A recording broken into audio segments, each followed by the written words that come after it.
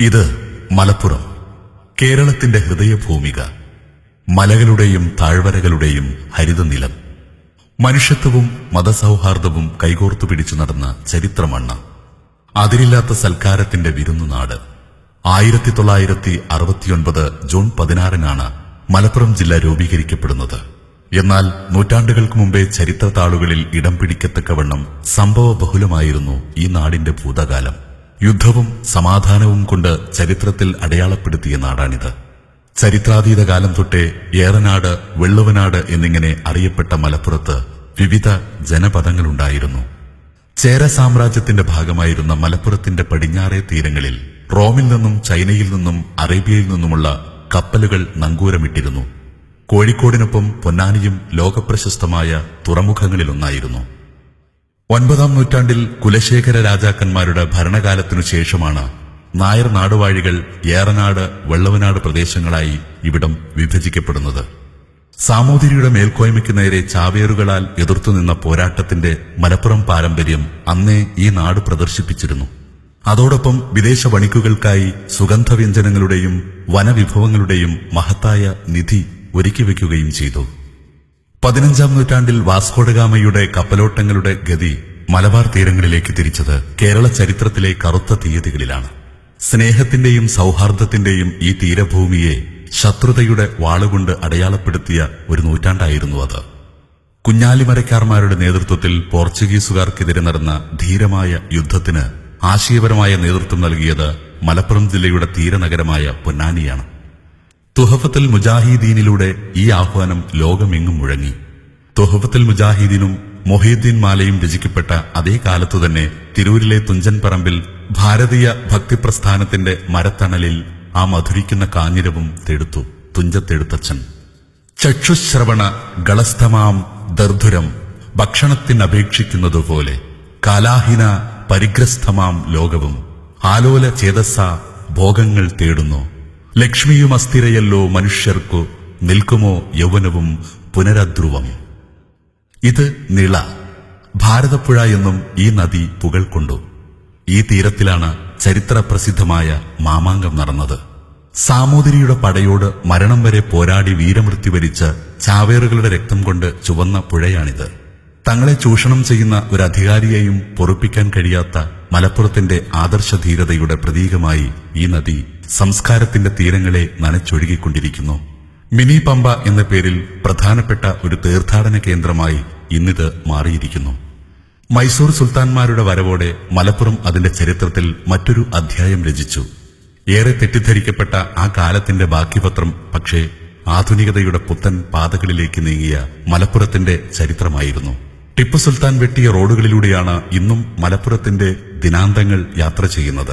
ടിപ്പു വരച്ചിട്ട അതിരുകളും അളവുകളുമായാണ് ഇന്നും മലപ്പുറം ജില്ല രേഖപ്പെട്ടു കിടക്കുന്നത്. ടിപ്പുവിന് ശേഷം മലപ്പുറത്തിന്റെ ചുവന്ന മണ്ണു തേടിയെത്തിയത് ബ്രിട്ടീഷുകാരാണ്. ഹരിതഭംഗി നിറഞ്ഞ ഈ താഴ്വാരം തങ്ങളുടെ വിശ്രമ മന്ദിരങ്ങൾ പണിത് അവർ സ്വന്തമാക്കി. ഇവിടുത്തെ വനവിഭവങ്ങളും തേക്കും സ്വന്തം നാട്ടിലേക്ക് കടത്തി. ഇവിടുത്തെ സംസ്കാരത്തെയും സ്വസ്ഥ ജീവിതത്തെയും മുറിപ്പെടുത്തി. അതോടെ മലപ്പുറത്തെ പോരാട്ടവീര്യം വീണ്ടും ഉണർന്നു. 18-ാം നൂറ്റാണ്ടിന്റെ പകുതി മുതൽ 1921 വരെ നീണ്ടുനിന്ന മാപ്പിള പോരാട്ടങ്ങളുടെ ദീർഘചരിത്രം മലപ്പുറത്തിന്റെ അധിനിവേശ വിരുദ്ധ സമരങ്ങളുടെ നാൾവഴികളാണ്. വാരിയൻ കുന്നത്ത് കുഞ്ഞഹമ്മദ് ഹാജിയും ആലി മുസ്ലിയാരും കെ മാധവൻ നായരും മുഹമ്മദ് അബ്ദുറഹിമാൻ സാഹിബും ഈ മണ്ണിൽ സ്വാതന്ത്ര്യ സമരത്തിന്റെ ആവേശം വിതച്ചവരാണ്. കോട്ടക്കുന്നിന്റെ ഈ ചെരുവിൽ വെച്ചാണ് വാരിയൻ കുന്നത്ത് കുഞ്ഞഹമ്മദ് ഹാജി അടക്കമുള്ള മാപ്പിള പോരാളികളെ ബ്രിട്ടീഷ് പട്ടാളം വെടിവെച്ചു കൊന്നത്. ആ സ്മരണകളുടെ താഴ്വരകൾ ഇന്ന് സഞ്ചാരികളെ കാത്ത് അണിഞ്ഞൊരുങ്ങി നിൽക്കുന്നു. മലപ്പുറം കാണാനെത്തുന്ന ആരെയും ഇരുകൈയും നീട്ടി സ്വീകരിക്കുന്ന സ്നേഹസമ്പന്നരാണ് ഇവിടുത്തുകാർ. സഞ്ചാരികളെ മാടി വിളിക്കുന്ന ഈ പ്രകൃതി ദൃശ്യങ്ങളാണ് ഈ ജില്ലയുടെ ഏറ്റവും വലിയ ഈടുവെപ്പുകൾ. കടൽ തീരങ്ങളുടെ വിശാല സൗന്ദര്യവും മലപ്പുറത്തിനുണ്ട്. പടിഞ്ഞാറേക്കര ബീച്ചിലെയും ഓട്ടുംപുറം ബീച്ചിലെയും ഈ സായാഹ്നവേളകൾ ആസ്വദിച്ചാൽ മതിവരില്ല. പൊന്നാനി ബീച്ചും കൂട്ടായി ബീച്ചും മത്സ്യബന്ധനത്തിനും പ്രസിദ്ധമാണ്. ജില്ലയുടെ കിഴക്കേ ദിശ മുഴുവൻ കാടും മലയും തിങ്ങിയ ഹരിതഭൂമിയാണ്. ഏറ്റവും പഴയ തേക്കുകാടുകളിലൊന്നായ നിലമ്പൂരിലെ കനോലി പ്ലോട്ട് ജില്ലയിലാണ്. കക്കാടംപോയിൽ, ആഢ്യൻപാറ വെള്ളച്ചാട്ടം എന്നിവ ഈ മലനിരകളുടെ ജലകേളികളാണ്. ഇത് കൊടികുത്തിമല. ജില്ലയിലെ ഏറ്റവും ഉയർന്ന കുന്നുകളിലൊന്ന്. പൊന്നാനി തുറമുഖത്തണയുന്ന കപ്പലുകൾക്ക് വഴികാട്ടാൻ ഈ മലയുടെ മുകളിൽ കൊടി കുത്തിവച്ചിരുന്നുവത്രേ. അങ്ങനെ ഈ മലയ്ക്ക് കൊടികുത്തിമല എന്ന പേരു കിട്ടി. ആയിരക്കണക്കിന് സഞ്ചാരികളാണ് ഈ മലയുടെ സാഹസിക സൗന്ദര്യം ആസ്വദിക്കാൻ വർഷം തോറും എത്തുന്നത്. കോട്ടക്കൽ ആര്യവൈദ്യശാല കൊണ്ട് ലോക പ്രശസ്തവുമാണ് ഈ ജില്ല. ചരിത്രകാലം തൊട്ടേ ആത്മീയ സംസ്കാരത്തിന്റെ വിളനിലമായിരുന്നു മലപ്പുറം. പൊന്നാനിയും തിരൂരും തിരുനാവായും അങ്ങാടിപ്പുറവും മമ്പുറവുമെല്ലാം തീർത്ഥാടനത്തിന് പ്രസിദ്ധമായ പ്രദേശങ്ങളാണ്. ചരിത്രവും പാരമ്പര്യവും ഇഴപിരിച്ചെടുത്ത സൗഹൃദത്തിന്റെ സംസ്കാരമാണ് മലപ്പുറം. നിലമ്പൂർ കോവിലകത്തിന്റെ ഈ ഇടനാഴികകൾ തൊട്ട് മമ്പുറം പള്ളിയുടെ ഈ മിനാരങ്ങൾ വരെ പാടിപ്പുകഴ്ത്തുന്നത് ഈ സൗഹൃദത്തെയാണ്. കുറെ കൂടി പരാമർശിക്കേണ്ട പോരിശകൾ മലപ്പുറത്തുണ്ട്. കേരളത്തിലെ മറ്റു ജില്ലകളുമായി താരതമ്യപ്പെടുത്തുമ്പോൾ വൃദ്ധസദനങ്ങളും ആത്മഹത്യയും ഏറ്റവും കുറഞ്ഞ ജില്ലയാണിത്. കാരുണ്യത്തിന്റെ കാര്യത്തിൽ സംസ്ഥാനത്തിന് തന്നെ മാതൃകയാണ് മലപ്പുറം ജില്ല. കേരളത്തിലെ പെയിൻ ആൻഡ് പാലിയേറ്റീവ് പ്രസ്ഥാനം ഏറ്റവും നല്ല പ്രവർത്തനം കാഴ്ചവെക്കുന്നത് മലപ്പുറത്താണ്.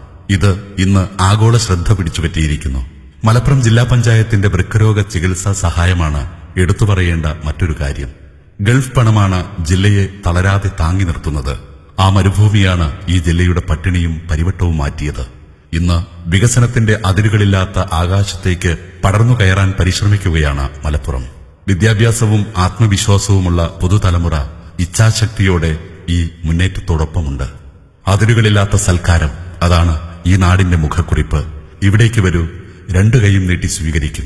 സ്നേഹത്തിന്റെ ഇളനീരും മതസൗഹാർദ്ദത്തിന്റെ പട്ടുമെത്തയും നൽകി ഈ നാട് നിങ്ങളെ സൽക്കരിക്കും.